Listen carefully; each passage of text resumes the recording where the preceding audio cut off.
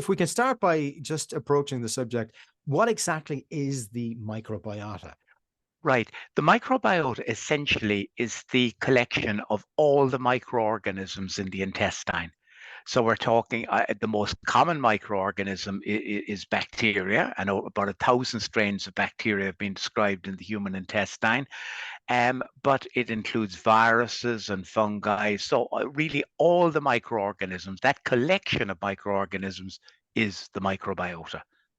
And there's a fascinating statistic that states that we have about 2 kilograms of bacteria in our guts, which is coincidentally enough the same weight as the adult brain in terms of kilograms. Is that right?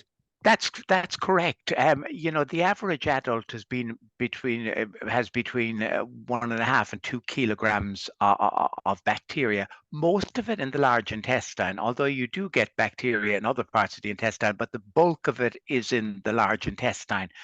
And obviously, the brain is the most important organ in the body, and I'm not suggesting that the microbiota is equivalent. But biochemically, the microbiota is probably even more complex than the brain from a biochemical perspective.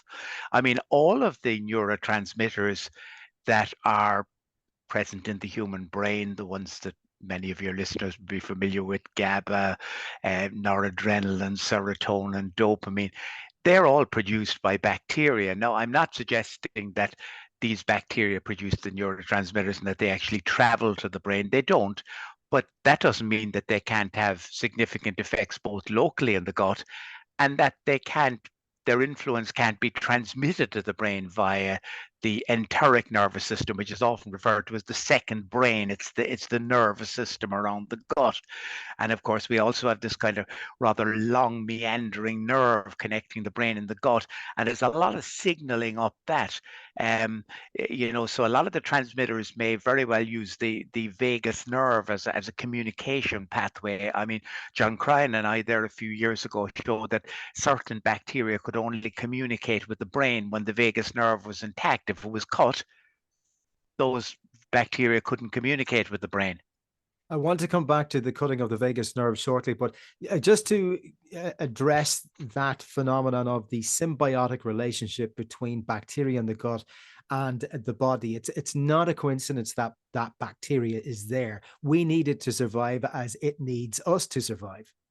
Absolutely. And we've never been sterile. Humans have never been sterile. We've evolved with bacteria, and bacteria have evolved with us. And as you say, we feed them, and in turn, they produce chemicals that we most definitely require. So there's a very important symbiotic relationship. And if you look at, in Cork here, we have a germ-free facility where we can raise animals in an entirely germ-free environment. So they don't have any microbiota. And those animals are very different, let's put it like that. Their chemistry is different. Their brain doesn't develop normally. Their stress responses are abnormal. I mean, most people will have heard of cortisol. Well, the rat equivalent or the mouse equivalent to that is corticosterone, and their corticosterone production is different to ours, and their behavior is different as well. I mean, if you look at an entirely germ-free mouse, and you give it the opportunity to socially interact with another mouse or with an inanimate object. Now, mice are very sociable creatures. Like us, they'll choose to interact with another mouse. That's normally the situation. But when they're germ-free, they're as likely to spend the time interacting with a pen or with an inanimate object as they are with another mouse. So their behavior is very different. Can we talk about, you mentioned the term sterility earlier, and whenever we are born, it's not a sterile environment, and that can factor into our microbiota and how it is composed. Now, I know there's been a huge increase in the phenomenon of cesarian sections. Can you tell us about the implications that has for the microbiota that we possess, as opposed to being born through a vaginal birth? Right. Well, when the baby is passing through the mum's birth canal, it picks up largely lactobacilli from the mum. So the initial microbiota of a baby who's born naturally is very homogeneous. They don't have a diverse range of bacteria. Whereas if a baby is born by cesarean section, the initial microbiota is acquired from the skin of the doctor, the skin of the midwife, the skin of the mom, and from the environment as a whole. So over the first 2 years of life, the microbiota of the baby born by cesarean section is very complex relative to that of the baby born by cesarean section. Now, over the as opposed to the baby born per vaginum. So, over the first 2 to 3 years, there's a convergence. So, by 3 years, it's very difficult to distinguish the two. That doesn't mean that there aren't long-term consequences, but definitely there is a convergence over the first 2 to 3 years. And you're right. I mean, cesarean section rates are very high. I mean, they're a lot higher than the World Health Organization recommend. I think the World Health Organization recommend around 18% of births should be by cesarean section. I think in Ireland the rates are around 35%. In some countries like Brazil, they're way over 50%. In Manhattan, they're over 50%. In China, I suppose, largely because of the one-child policy that the Communist Party adopted quite a while back. Of course, they've given that up now. There's a lot of C-sections as well, because if people only had one child, they obviously wanted that child to be absolutely healthy, and they didn't want to take any chance. So the way was obviously to have cesarean section. So the C-section rate globally is definitely too high. Of course, look, it can be life-saving. There's no point. I'm not knocking cesarean sections, because clearly when they're done in an appropriate way, they are life-saving. And it's not unusual that babies born by cesarean section, when required, may have antibiotic intervention early on, which of course will further impair the development of the gut microbiota. And we do know that, if a baby over the first year of life has 2 courses of antibiotics, that the risk of obesity later on is significantly increased. Now, we do know that cesarean sections forget antibiotics, but cesarean sections are associated with higher degrees of asthma and higher degrees of allergy.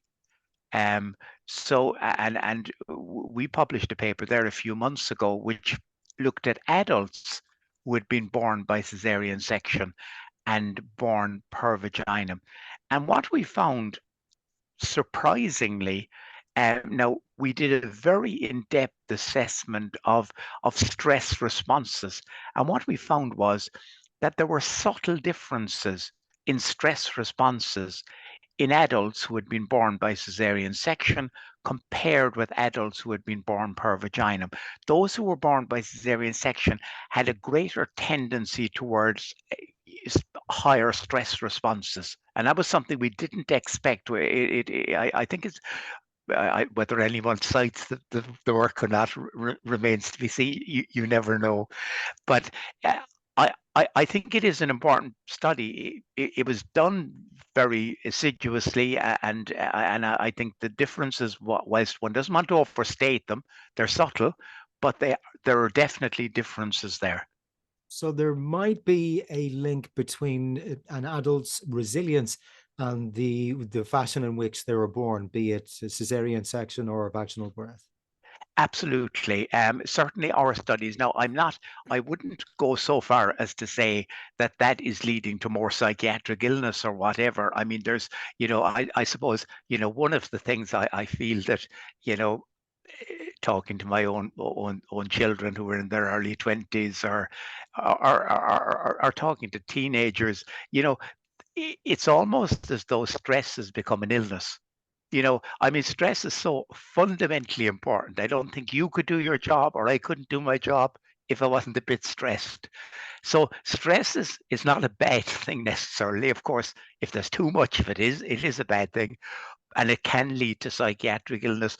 But I think there's too much of a tendency nowadays to equate stress with psychiatric illness, and it most definitely is not. It can be a risk factor for psychiatric illness if it's inappropriately high, but stress for most of us is actually a good thing because we wouldn't perform to the best of our ability. I mean, you know, if you look at Kipchoge in the marathon running or any athlete, you know, they're stressed before they start and they're stressed during it, and it leads to, you know, maximal performance from them. You know, but obviously there are people who deal with stress poorly or are overwhelmed with stress, and that leads to mental health problems. But I think there's too much of a tendency nowadays to associate stress with mental health or mental illness, and they're very different things. You mentioned at the outset that we have a huge range of bacteria as a part of our microbiota. But in depressed patients, it seems that those patients show less diversity and range of bacteria in their microbiota. Can you tell us a little bit about that and why that's Yeah, the case? indeed. We were one of the first groups to kind of publish this. John Kelly, who's now in Trinity, was working with me at the time. And he and I looked at a cohort of patients who were attending our clinic at Cork University Hospital with major depression. Now, we were interested in getting people who were depressed, but whose diet wasn't radically altered, because, of course, one of the ways you can change your microbiota is to radically alter your diet. So we took a cohort of depressed patients and we took a group of healthy individuals who were age and sex matched. And as you point out, what we fundamentally showed was that the microbiota of the depressed individuals was very different than that of the healthy subjects, and it differed largely in terms of diversity. There was a decrease in diversity. And what we found in that study, which was very absolutely, we didn't expect this in any way. It's very easy to give a rodent a new microbiota because rodents will eat feces and you know, whatever. And we gave rats the microbiota from a depressed patient or from a healthy subject. And when they got the microbiota from a healthy subject, their behavior remained entirely normal and all their biochemistry and immunology was entirely normal. But when they got the microbiota from a depressed individual, their behavior altered. It became depression-like. Um, and their immunology also changed insofar as certain inflammatory markers like the acute phase protein CRP went up. Now, many of your listeners will be familiar with the fact that serotonin is reported as altered in depression. And of course, the building block of serotonin in humans is tryptophan, that amino acid. And what we found is when the animals got a transplant from the depressed patient, their metabolism of tryptophan altered very significantly. So there were radical changes. So we didn't expect any changes, frankly, but we were really surprised to find that a microbiota from a depressed individual could have such a profound effect, not just on behavior, but on biochemistry and immunology as well. So you mentioned there you're performing a microbiota transplant. You're taking the Yeah. microbiota from the depressed patient and placing it into the rodent. Exactly, exactly. Now, that occurs from one human to another as well. I mean, the only clinical indication for that is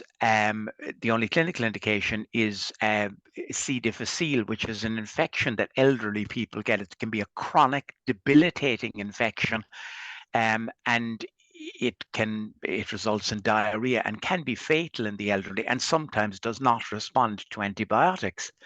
Now, if such individuals, such patients get a transplant from a normal, healthy subject, the success rate of fecal microbiota transplant is about 90%.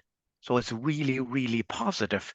Um, there are other areas where fecal microbiota transplant is being at least explored at present. Last week, I was talking at a meeting about the possibility of using fecal microbiota transplantation in some patients with Parkinson's disease. There are other conditions as well where it may emerge, but right now, the only clinical indication for fecal microbiota transplant is in C. difficile infection. So what bacteria, or do we know what bacteria are missing then in a person who presents with depression as opposed to somebody who is not depressed? Certainly, there are certain strains of bacteria that seem to be missing. There have been, I think, there are about 6 papers in the literature now looking at the gut microbiota in depressed patients. The overwhelming majority of those patients seem to show decreased diversity. Um, I'm not sure that we're necessarily at a point where we can say, look, if we added in these 2 or 3 strains, we'd remedy the situation with depression. Now, having said that, it is clear that there are certain bacteria out there that do seem to improve our stress resilience and makes us more resilient to stress. Um, we've worked a lot with one strain of Biflongum 1714, um, and we did initial studies in mice, but when we did studies in humans, we found that lo and behold, humans who took this felt more resilient, and it was placebo controlled, so they didn't know whether they were taking placebo or whether they were taking the Biflongum, but they reported themselves as feeling more resilient or less stressed. Their perception of stress was lower when they were taking this Biflongum. Now, we actually surveyed, John Cryan and I surveyed a vast array of bacteria before we actually came up with that particular strain. And most bacteria out there, when we put them into humans or into rats, don't have any impact on stress responses. So, when you go into a health food store and you see a lot of probiotic bacteria there, most of them haven't been tested at all. I mean, one of the big problems in this area really, and is that the consumer really needs to be aware, be very much on guard, because the number of it's the Wild West. There are bacteria out there being sold that it is claimed they do X, Y, and Z, but there's actually no science behind them at all. Now, the situation is worse in the US than it is in Europe. I mean, the European regulator, which is the European Food Safety Authority, is very much averse to the idea of a probiotic, because the very term means that it's health promoting. And of course, a lot of these bacteria have never been tested at all. So understandably, EFSA isn't terribly happy to see that term probiotic being applied to those. The situation in the US, in my opinion, at least, is much worse. I mean, there are loads of companies, even fairly big companies, who are marketing products, bacteria, and claiming all sorts of effects, and some of them have absolutely no science behind them at all. I mean, no science behind them. It's frightening. I mean, I spoke with recently with a big multinational company, big consumer company. They hadn't done a trial in 10 years. And why do a trial if you can make up the data? If you can make a claim without any data, why do it? And the one thing I started. Look, I started my work on the brain gut axis when I was in Trinity back in the late 80s, but the microbiota research has really been in the last 20 years. And when we started this, and John Cryan joined me, and John and I are good friends, and we've worked together for the last 18 or 19 years. The one thing we decided was the science would have to be good and it would have to be in the best journals. If it wasn't, we'd only be the same cowboys as who are promoting nonsense out there. So we have, and if you look at our papers, they are in good journals from Science, downwards, or Nature or wherever, So we have published in very good places. But I think partly it's in response to the fact that there is so much bad science out there, or no science at all, people making up facts that aren't facts at all. So that's an important takeaway then from this conversation. So when somebody goes into their health food store and they see lots of these different vials of various forms of probiotic in the fridge, because they're very often Yes, refrigerated, yes, and they say that there are 10 billion bacteria of all different kinds yeah, of strains in this particular yes, tablet, and take one of yeah. these a day. You're saying there's no science behind that really at It, all. Well, I'm saying that, some companies definitely have science. I mean, it isn't that there's no companies out there. There are some companies who definitely have science, but I do think it's a case of consumer beware. And I think, the consumer, look, not everyone has a background in science, but at the same time, I think that the consumer should look out and see, is there any data behind the product that I'm looking at here? And a lot of the time there isn't, but some legitimate companies, I mean, be they in Europe or North America, do promote products that have science behind them. But it is, as I repeat, it's consumer beware. So beyond then that kind of thorny area of supplementation and that very, very spurious area, the best way is probably then to ingest a balanced diet. And I've heard you speak before about the importance of ingesting something akin to the Mediterranean diet if you're looking to encourage a diverse microbiota in your intestines. Absolutely. I think that, for most of us who want to remain healthy, both mentally and physically, a Mediterranean type diet is the best diet. For those who suffer maybe from depression, or who are currently suffering, or who are prone to episodes of depression, you know, we published one paper, which is a kind of European consensus statement. It was funded through a European grant. And the consensus really was that the optimal diet for somebody who is depressed or prone to depression was a diet which was high in fruit, in vegetables, in nuts, in fermented food, in fish, modest quantities of chicken, uh, you know, uh, that is the optimal diet. Of course, I suppose I'm really describing a Mediterranean diet there, and I think that the intake of red meat should be minimal.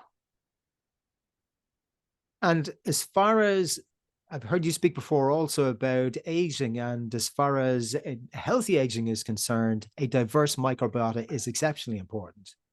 It's essential.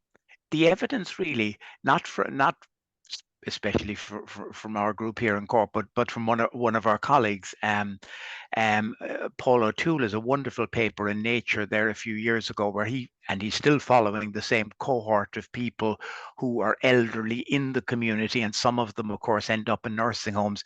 And what the data really shows is, when you lose diversity, frailty follows very rapidly. So really, you want to maintain diversity. And the way to maintain diversity is obviously through a good, diverse diet.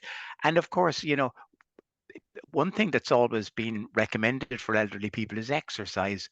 And we still don't know how exercise promotes diversity in the microbiota, but it does. Now, it may very well be that, muscle produces 10 or 11 different myokines. Myokines are various proteins produced by muscle. Now, it may very well be that some of these proteins have a role to play in regulating the gut microbiota. There may be other factors involved, but what is certainly the case is that a diverse diet coupled with exercise in the elderly maintains diversity in the microbiota, and definitely, postpones the onset of frailty in the elderly.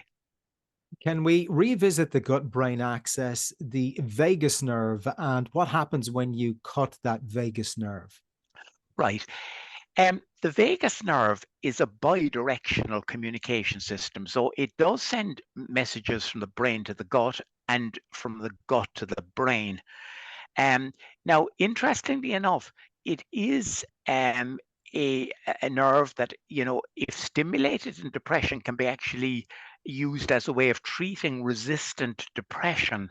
A few years ago, with colleagues in Beaumont, we published a paper with vagal nerve stimulation in people who had depression, but were refractory to current treatments, and they did well in general.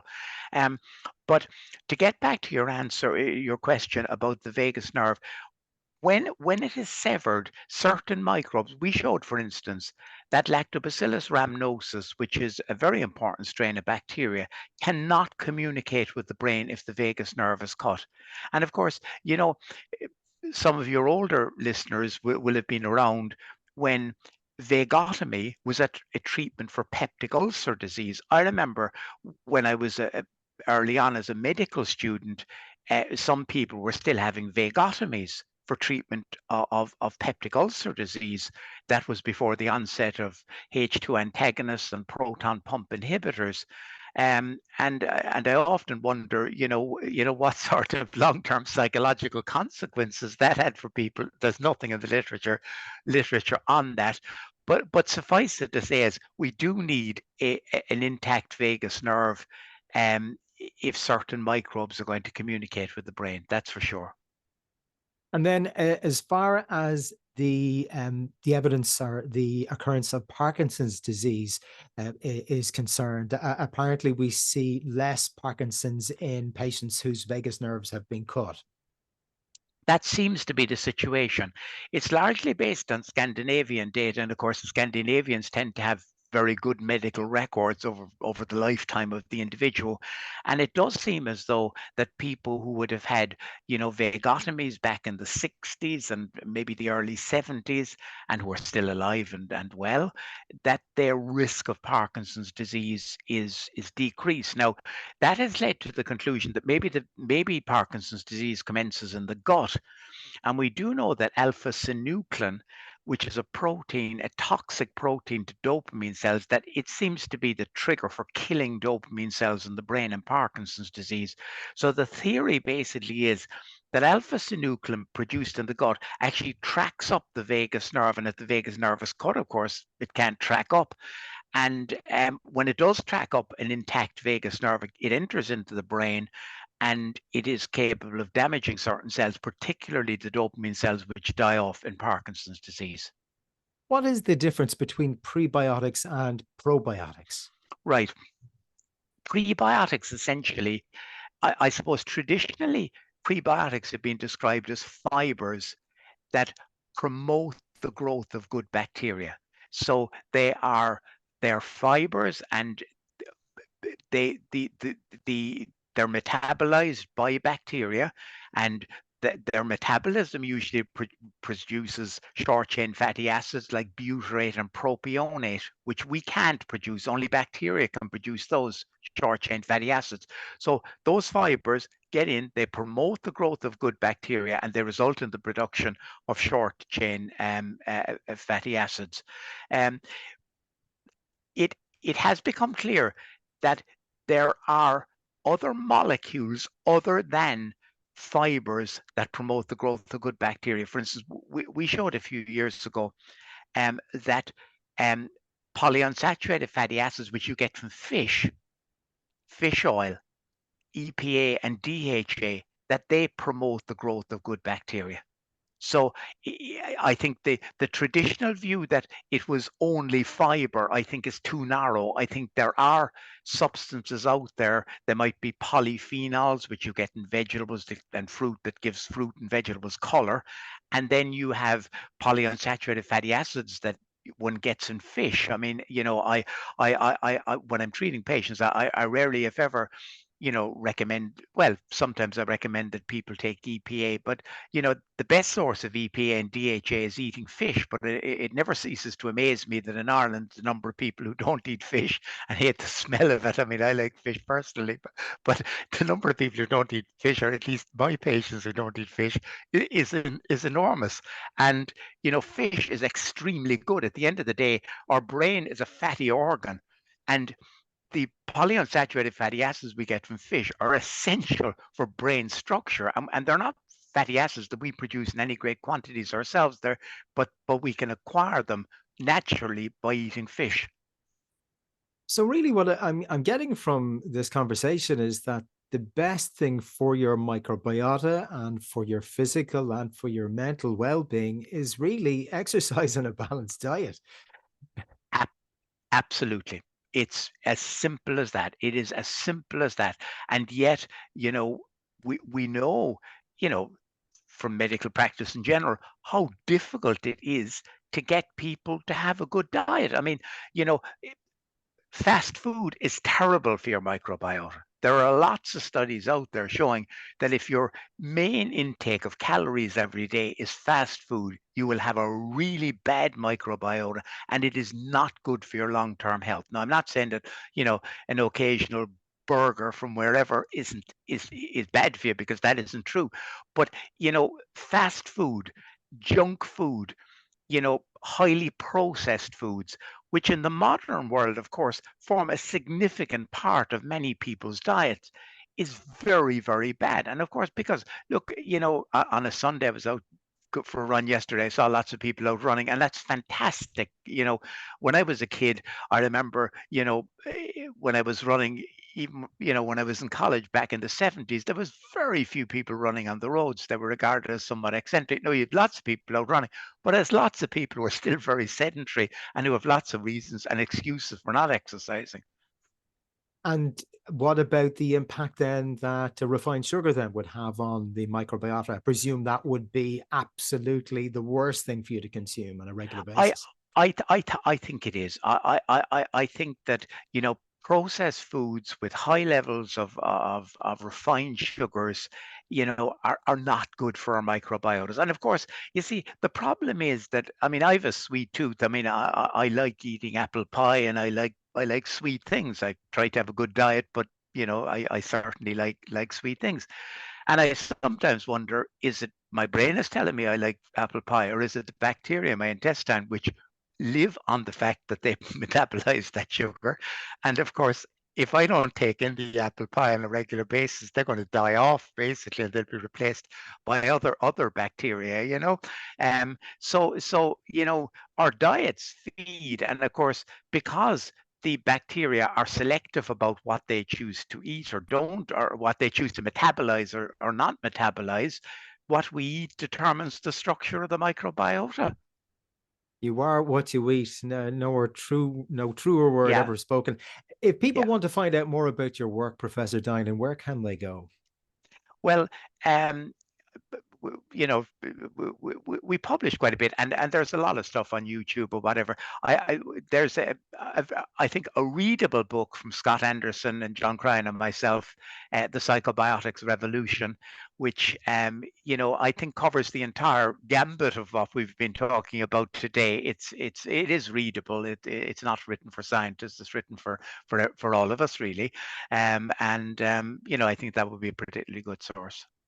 Well, listen, I really appreciate you taking the time out of your day to speak with me about such an important subject and giving us such great advice about enjoying a healthy diet and some exercise. Really common sense advice too, but as they say, common sense is not common enough. Professor Dinan, No, thank you for so much for taking the time to join me on the podcast today. my pleasure. Thank you.